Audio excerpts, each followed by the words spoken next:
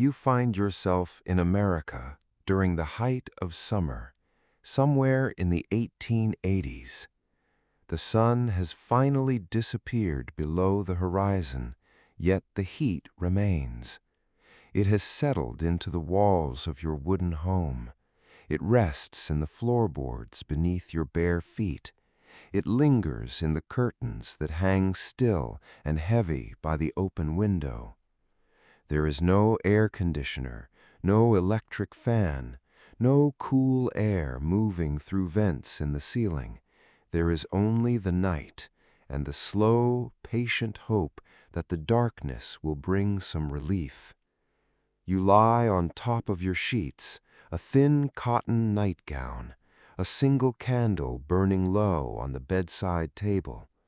Outside, something is singing, crickets, hundreds of them, filling the warm, dark air with a sound so steady and familiar that it almost feels like silence. You wonder how people lived like this, how they worked and cooked and slept and raised their children through summer after summer without any of the things we now consider ordinary. How they survived, not just survived, but lived full and peaceful lives in a world where summer simply had to be endured, gently, one day at a time. That is what we are going to explore tonight, slowly, quietly, together.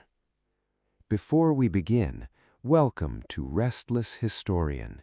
If this is your first time here, this channel is dedicated to calm, slow, historically guided stories designed to help you drift off to sleep. If you enjoy what you hear tonight, consider subscribing. It costs nothing, and it means these stories can find their way to more people who need a little help winding down.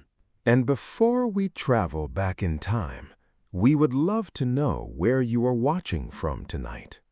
Leave a comment below telling us your city or your state and what time it is where you are. There is something quietly wonderful about knowing that people all over the country are lying in their beds, listening to the same story at the very same moment. Now, let us go back. Let us go somewhere quieter and warmer and slower. Let us see how ordinary Americans once survived the summer. In the summers of the 1800s and early 1900s, life in America moved according to a simple, ancient rhythm, the rhythm of the sun. Long before the first light appeared on the eastern horizon, people were already stirring. Farmers woke at 4 in the morning, sometimes earlier. Their bodies had learned over years and seasons that the coolest and most generous hours of a summer day were the ones before dawn, and those hours could not be wasted. Imagine yourself waking in a farmhouse somewhere in Ohio or Virginia or Missouri. The room around you is still dark. The air coming through the window is cool, genuinely cool, carrying the smell of damp grass and turned earth. It is the best air you will breathe all day, and somewhere deep inside you, you know it. You dress quietly. Simple clothing, a cotton shirt, sturdy trousers, boots that you lace by feel in the dim light. Downstairs, your wife or your mother is already at the stove, building up the fire to prepare breakfast. The kitchen will grow warm quickly, so the cooking is done early, before the heat has a chance to make the room unbearable. Breakfast in these homes was not a small affair. It was the most important meal of the day, because the day ahead was going to be long and physical. Eggs from the hens out back, thick slices of bread, salted pork, coffee so strong and dark it could wake a man from the deepest sleep. all of it eaten in the blue-gray light of early morning before the household had fully come alive. In the towns and cities, things were slightly different, but not entirely. Merchants opened their shops early to catch customers before the midday heat drove everyone indoors. Deliveries were made in the cool of the morning. Laundry was hauled out and hung on the line while the air was still bearable, so it might dry before the worst of the afternoon arrived. There was a kind of peace in those early hours that is difficult to describe. The world had not yet heated up. The birds were singing, robins and wrens and meadowlarks, and their voices carried clearly through the still air. The roads were quiet. The fields were silver with dew. Everything felt possible. This was the great gift of early morning in a world without air conditioning. The day began gently, in coolness and quiet, before the sun had a chance to claim everything for itself. The people who built American homes in the 18th and 19th centuries understood something important. They could not fight the heat, but they could build around it. If you look at old farmhouses and townhouses from this era, the ones still standing across the South and the Midwest, you will notice certain things they all share. High ceilings, wide porches, tall, narrow windows placed opposite each other on the same wall, deep roof overhangs that shade the windows below. These were not accidents, they were solutions. High ceilings allowed the hot air to rise up and away from the people living below. In a room with a 12-foot ceiling, the air at head height was noticeably cooler than the air near the ceiling. It was a simple trick of physics, and builders understood it intuitively, even without the science to explain it. The windows in these homes were designed to create what we would now call cross-ventilation. You open the window on the east side of the house in the morning when the cool air is coming from that direction. You open the window on the west side in the evening when the breeze shifts. Air moves through the house the way water moves through a channel, guided by the shape of the space around it. Imagine standing in one of these old rooms on a summer morning. The wooden floor beneath your feet is cool and smooth. The walls are thick plaster, painted white to reflect the light.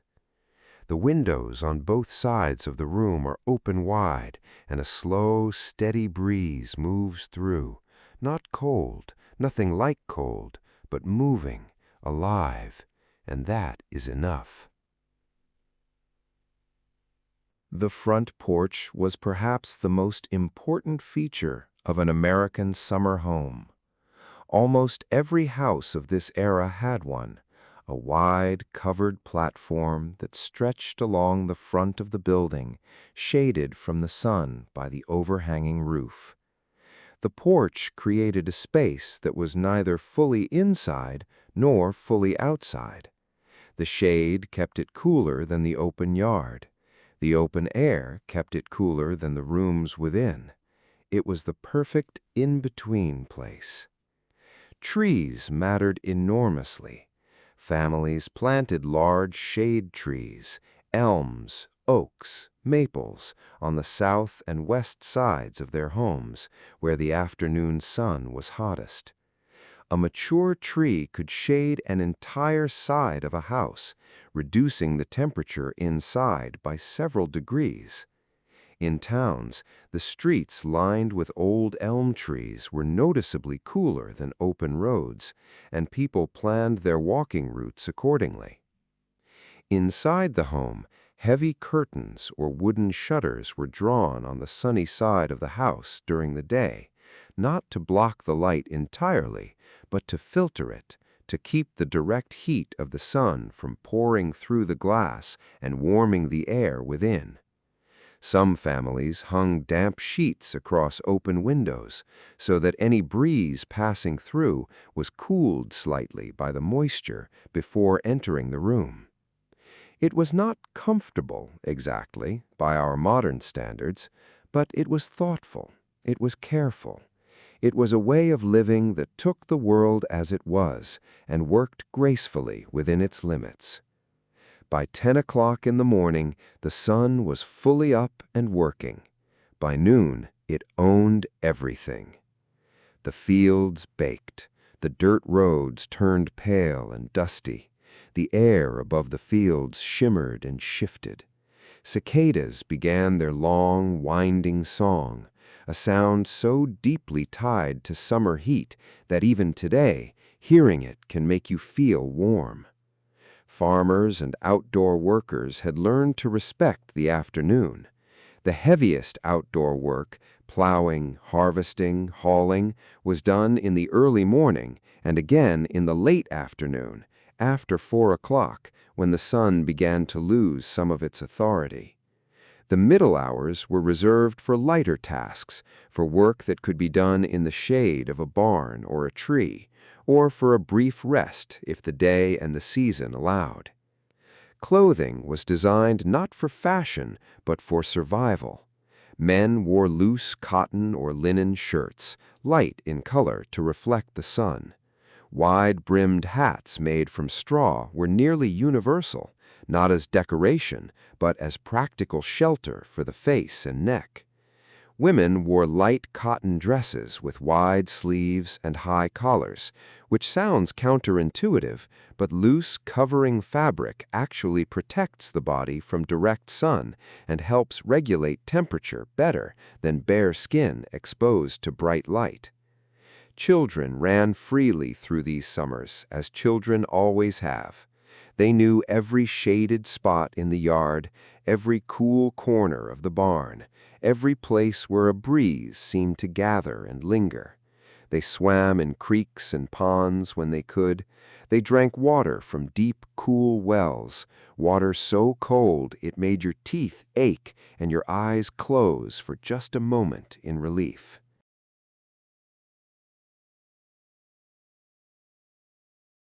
When you picture this afternoon now, try to feel it.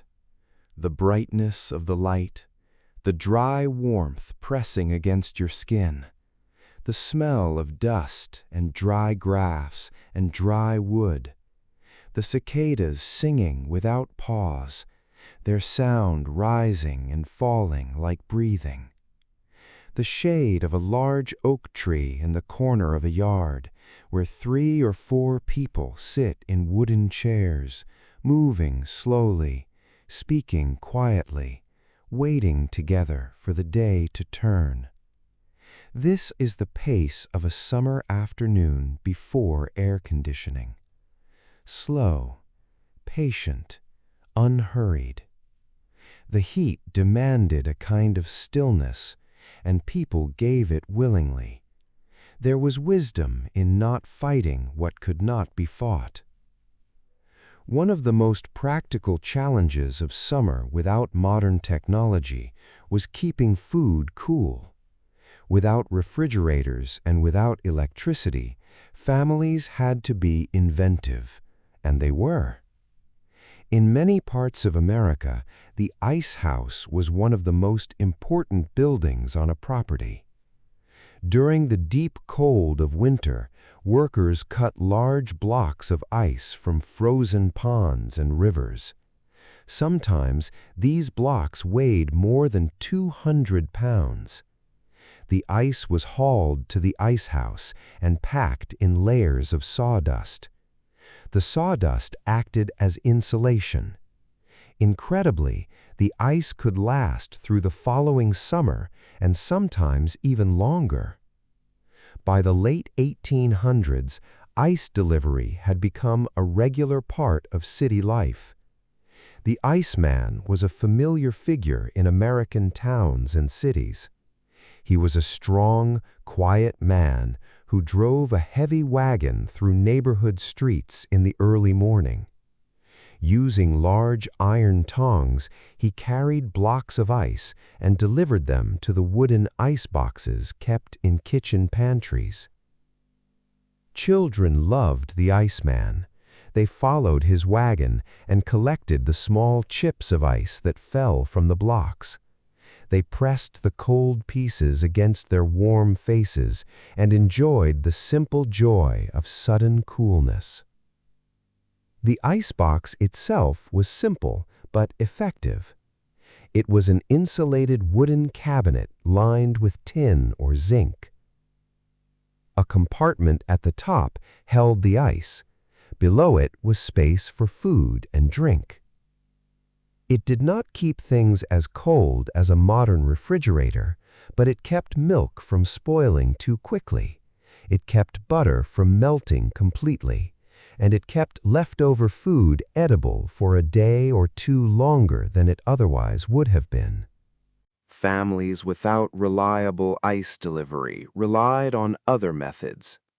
Root cellars were one of the most important. These were rooms dug several feet into the earth, below the frost line. Even in the middle of summer, they stayed naturally cool. Vegetables, butter, eggs, and preserved meats were stored there. Just a few feet underground, temperatures remained remarkably stable throughout the year, often staying in the 50s, even when the air above reached 90 degrees or more. Wells were another source of coolness. A bucket lowered deep into a stone well came back cold and dripping, and it was not only water that was kept there. Butter crocks and milk jugs were sometimes lowered on ropes into the cool darkness of the well. There they stayed fresh through the heat of the day. Food preservation was a year-round occupation. Jams and jellies were made in early summer. Vegetables were canned during the hottest weeks of July and August. Meats were salted and smoked. These tasks were hard. They were hot, and they demanded time and effort. But this was how families fed themselves through the months when nothing grew. Summer meals were often simpler than we might expect. There were fresh vegetables from the garden, corn prepared in a dozen different ways, cold biscuits left from the morning, and cucumbers picked from the vine and eaten with nothing more than a little salt. There was an honest simplicity to it. Food tasted like itself. Everything had its season, and every season was brief. That made it worth savoring. And then, slowly, the day began to change. Around 5 o'clock, the quality of the light shifted. The sun moved lower in the sky. Its color changed from bright white to warm gold. Shadows stretched across the yard and along the road. The air had been still and heavy throughout the afternoon. Now it began to move. Only slightly, but enough to notice. This was the evening's first gift, the movement of air. People emerged from wherever they had sheltered during the hottest part of the day. They stepped out onto their porches. Some carried chairs. Others simply sat on the front steps. Neighbors appeared at their gates and called greetings across the street. Children emerged from their cool hiding places. Their energy had returned now that the worst of the heat had passed. In warm weather America, the evening porch was the center of social life. It was where families gathered after supper, after the dishes were washed, after the kitchen fire was allowed to die down. It was where neighbors visited without any special invitation. You simply appeared. You were welcomed. You sat down, and you stayed. You stayed until the night air grew cool enough that going indoors felt like a relief rather than a defeat. Conversations on summer porches were slow and unhurried. The day's work had been done. There was nothing left to accomplish. People talked about the garden, the weather, the neighbors 2 houses down, the price of feed at the general store. Someone might bring out a jar of lemonade, made with ice if they were fortunate, and the sound of liquid being poured into glass cups was its own small pleasure. Hand fans moved in slow arcs, paper fans, cardboard fans, fans made from woven grass. Women fanned themselves and their children with the practiced ease of long habit.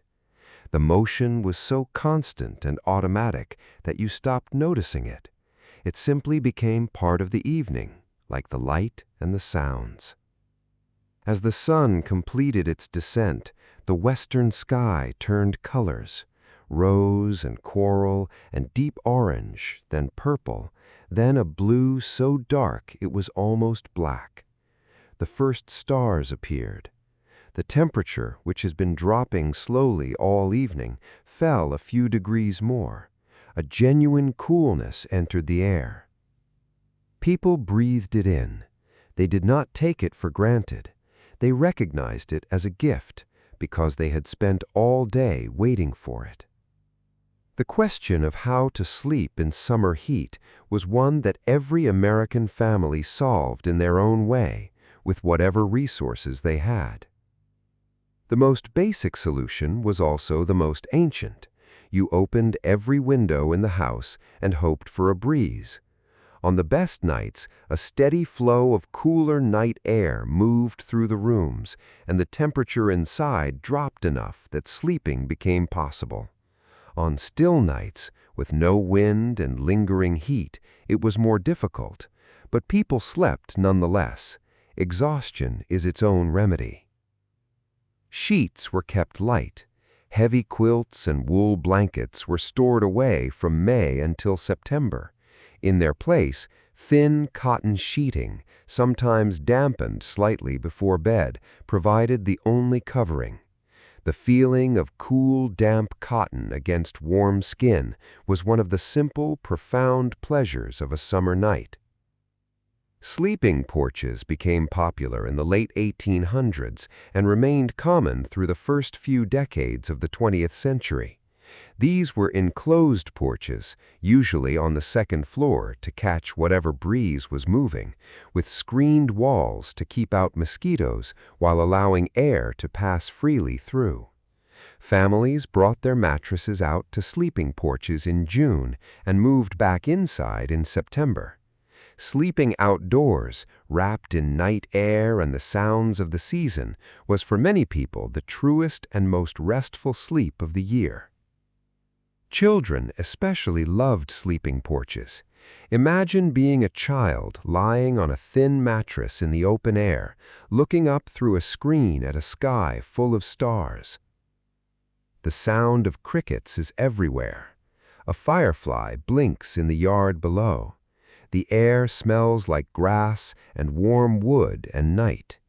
Your mother has tucked a thin sheet around you and kissed your forehead, and the day is completely, finally over. In the cities, where houses were built closer together and sleeping porches were not always possible, families sometimes slept on rooftops during the worst heat. City rooftops in summer were alive with families, pillows and blankets spread across the flat tar paper, children lying in rows, parents sitting on chairs or lying on their sides, talking quietly. The open sky above, the warm city sounds below. It was not unlike camping. It was, many people remembered years later, one of the most vivid and memorable experiences of their childhoods. Hand fans continued their work even in bed. A paper fan on the bedside table, used in slow, lazy strokes when sleep would not come. A window left open at just the right angle to catch the breeze from the east. A glass of cool water within reach. These were the tools of summer sleep, and they were enough.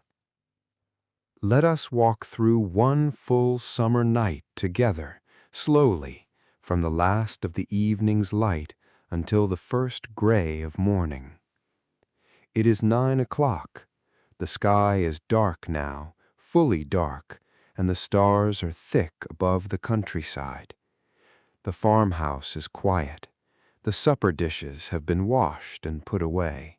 The children have been settled, some sleeping already, some still shifting in their beds, listening to the sounds outside. You sit on the porch for a little while longer. There is no rush. The air is cooler than it was an hour ago. A soft wind moves through the maple trees at the edge of the yard, and the leaves turn over and whisper to each other. Somewhere down the road, a dog is barking, once, twice, then going quiet. An owl calls from the darkness of the woodlot. Its voice is low and round and far away. The candle on the small table beside you has burned down to almost nothing. You watch the flame for a moment. It bends in the breeze, recovers, bends again, then you blow it out. You go inside. The house is warm, but less so than it was this afternoon. The walls have been releasing their stored heat slowly all evening, and the open windows have been trading warm air for cool. The hallway is dark and still. Your footsteps are quiet on the wooden floor. The bedroom window is open as wide as it will go. The curtain moves, lifts slightly, falls, lifts again. There is just enough air moving to feel it on your face. You lie down. The sheet is thin and smooth beneath you. You do not cover yourself, not yet. The air coming through the window is doing its work, and you are content to let it. You close your eyes. The crickets are singing. They have been singing since evening, and they will sing until dawn. A sound so steady and unceasing that it stops being a sound and becomes a kind of silence, a textured silence, a silence with depth and presence. An hour passes. You have slept and half woken and slept again the way you do on summer nights. The room has cooled further. You pull the sheet up over one shoulder. It settles against you, light as a breath. The moon has risen by now, a quarter moon, perhaps, casting faint silver light through the window and across the floor. The curtain glows faintly. The wooden wall glows. Everything is still and pale and quiet. Let the night do what it has always done. Let it cool the air around you, slowly, gently. Let the sounds outside your window, whatever they are, settle into that background and become that familiar, comforting texture of quiet. You do not need to solve anything tonight. You do not need to plan or worry or remember. All across this country, in summers long past, ordinary people lay in their beds just as you are lying now. They closed their eyes just as you are closing yours. They listened to the night, the crickets, the breeze, the far-off sound of the world going about its peaceful business, and they let go of the day. And the sleep came, slowly, quietly, the way good things always come. Breathe in and out. The curtain lifts. The crickets sing. The night is long and cool and full of rest. And you are safe. And you are still. And sleep is here. Thank you for listening to Restless Historian. If this story helped you rest tonight, please consider subscribing and leaving a comment below. We would love to know where in the world you are listening from. Sleep well.